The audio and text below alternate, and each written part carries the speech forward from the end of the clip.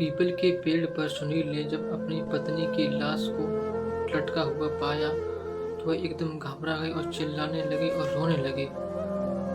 तो उनकी एकदम अचानक से नींद खुल जाती है। दरअसल सुनील जी ये सपना देख रहे थे दिन के तकरीबन 1 बजे चारपाई पे लेट करके। तो सोचने लगे कि ये मैंने सपना कैसा देखा, और सुनील जी को उस बाबा की बात याद आ गई जो उस बाबा ने सुनील को ये घर लेते हुए कहा था।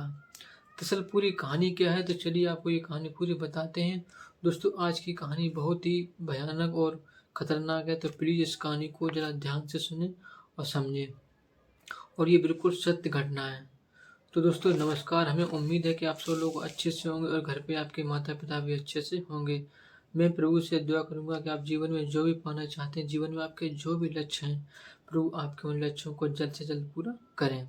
दोस्तों, ये जो अपवीति है, इस अपवीति को मुझे अवनीश कुमार ने भेजा है, जो उत्तर प्रदेश के बरेली जिले में रहते हैं। क्या है इस कहानी में जो इतनी भयानक और खतरनाक है। दोस्तों, ये जो अपवीति है, ये कहानी है, ये स्टार्ट होती है उत्तराखंड से। दरअसल उत्तराखंड के रहने वाले सुनील कुमार, उनकी पत्नी और 2 बच्चे हैं। सुनील कुमार जी की गवर्नमेंट नौकरी लगी है, जो सरकारी टीचर हैं। तो उनका ट्रांसफ़र उत्तर प्रदेश में बरेली ज़िले में हो जाता है। पूरे परिवार के साथ बरेली में आ जाते हैं और एक रेंट पर घर लेकर के रहने लग जाते हैं। उनको रेंट पर रहते हुए लगभग 1 साल बीत जाता है और सोचने लग जाते हैं कि क्यों ना अब हम यहाँ पर एक घर ले लें, और क्योंकि यहीं पर नौकरी करेंगे तो किराया कब तक देंगे।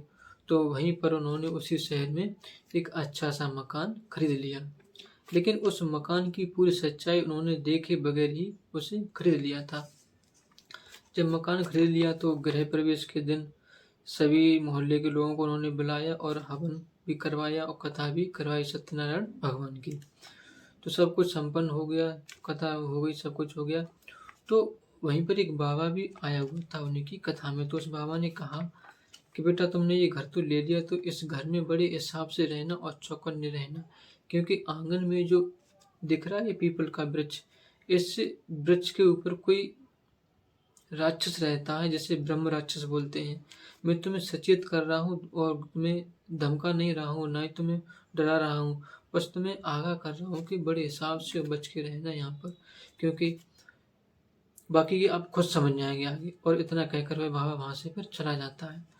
तो सुनील कुमार पढ़े लिखे थे, टीचर थे, तो उन्होंने उस बाबा की बात पर ध्यान नहीं दिया और अपने कार्य में लग जाते हैं। धीरे धीरे लगभग 1 महीना बीत जाता है। जब 1 महीना बीत जाता है तो उनकी जो पत्नी थी, तो उनको अचानक से कुछ न कुछ डरावने सपने आने लगे हैं। और दिन में भी वह जब कभी भी सो जाती थी तो दिन में भी उनको डरावने सपने आते थे और बहुत भयानक तरीके से डरा जाती थी। तो 1-2 बार जब उन्होंने अपने पति से कहा तो सुनील कुमार ने कोई गौर नहीं दिया। कहा कि सब ऐसे ही, तुम्हारी ज़्यादा तुम सोती हो तो उस वजह से ये हो गया, या तुम थोड़ा दिमाग में कुछ ज़्यादा जोर डालती हो तो उस वजह से हो गया होगा, ऐसा कुछ नहीं है यहाँ पर।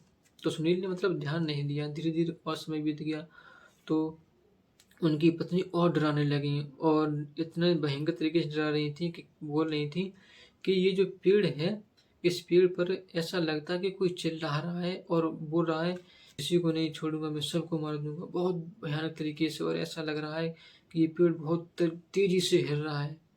लेकिन फिर जब ये बात सुनील को बताई, लेकिन सुनील ने कोई गौर नहीं किया।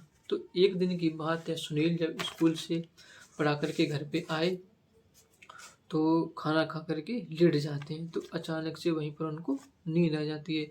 जब नींद आ जाती है तो नींद में वह एकदम से बेसुध हो जाते हैं और सपना देखते हैं कि उनकी जो पत्नी है उसी पीपल के वृक्ष पर एक लाश बन कर के लटक रही है। तो वह एकदम बहुत तरीके से सपने में ही चिल्ला रही हैं और वो ज़ोर-ज़ोर से रोने लगे।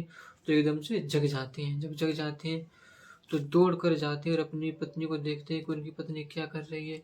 तो उनकी जो पत्नी थी एक चारपाई पर लेटी हुई आराम कर रही थी।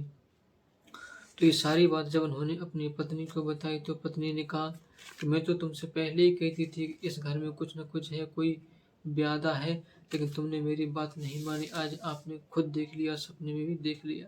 तो सुनील को उस बाबा की बात याद आ गई, जब उस बाबा ने इस घर के बारे में और इस पेड़ के बारे में कहा था। तो फिर दौड़कर सुनील उस बाबा के पास जाते हैं।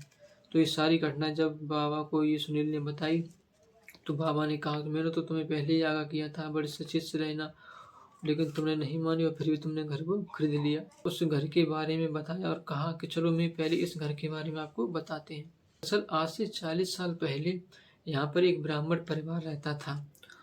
तो उस ब्राह्मण परिवार में जो उस ब्राह्मण था, वह व्यक्ति था, वह बहुत बड़ा विद्वानी था। वह इतना ज्ञानी था कि दूर दूर से लोग उसके यहाँ वेद पढ़ने आते थे, जानकारी लेने आते थे, ज्ञान लेने आते थे।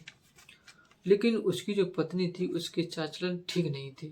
तो एक दिन उसकी पत्नी ने अपने प्रेमी के साथ मिलकर उस ब्राह्मण की हत्या करवा दी और उसी पेड़ के नीचे उसे दफना दिया। तो तब से उस पेड़ पर उस ब्राह्मण की आत्मा भटक रही है और वह ब्रह्म राक्षस बन गया है।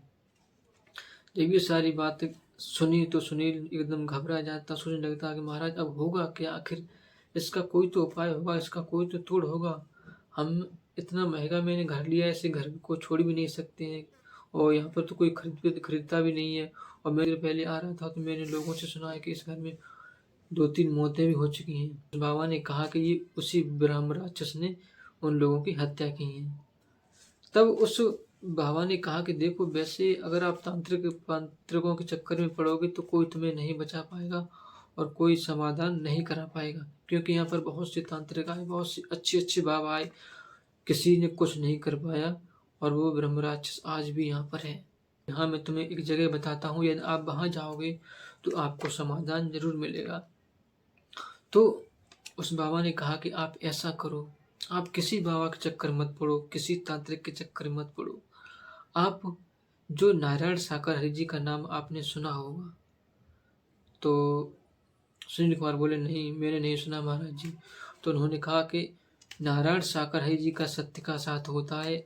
आप एक बार उनके सत्य के साथ में घूम आइए, उनकी वाणी को सुनिए और उनकी तस्वीर को लेकर के अपने घर में रख लीजिए और उनके जो वचन है, जो वचन सुनाते हैं, प्रभु बताते हैं, उन वचनों का पालन करो तो आपको 100% समाधान मिल जाएगा।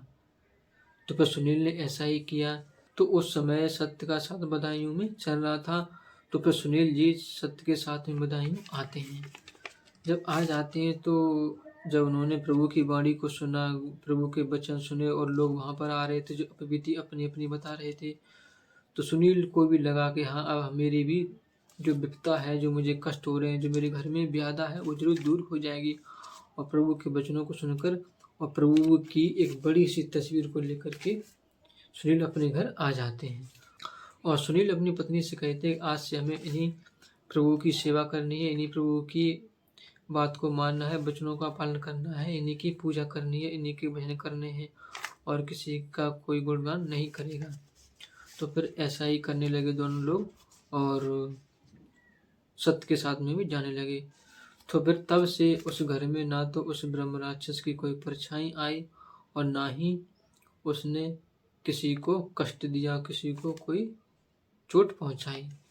तो तब से लेकर आज तक वो चारों लोग खुशी से रहे हैं। तो दोस्तों, ये थी सुनील की कहानी, जो ब्रह्म राक्षस से नारायण साकर हरि जी ने उनको बचा लिया। दोस्तों, यदि आप भी कोई ऐसी कहानी जानते हैं तो प्लीज़ हमें कमेंट बॉक्स में ज़रूर बताएं, उस कहानी को हम लेकर के ज़रूर आएंगे।